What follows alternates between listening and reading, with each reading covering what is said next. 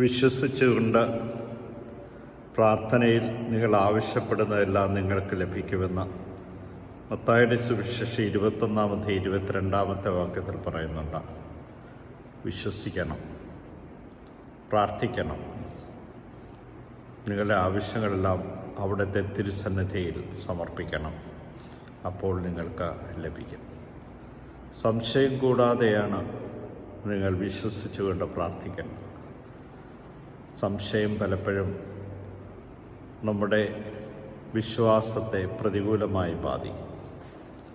ഏത് പ്രതിസന്ധിയിലും വിശ്വസിച്ചുകൊണ്ട് ദൈവത്തിരുസന്നിധിയിൽ നിന്നെ സമർപ്പിക്കുമ്പോൾ നിൻ്റെ കാര്യങ്ങളെല്ലാം ദൈവം ഏറ്റെടുത്തോളും. ദൈവം ഏറ്റെടുക്കുവാൻ നീ സമ്പൂർണ്ണമായിട്ടും നിന്നെ തന്നെ വിട്ടുകൊടുത്തുകൊണ്ട് അവിടുത്തെ വിളിച്ചപേക്ഷിക്കുക. അപ്പോൾ ദൈവം നിൻ്റെ കാര്യത്തിൽ ശ്രദ്ധാലുവാണ്.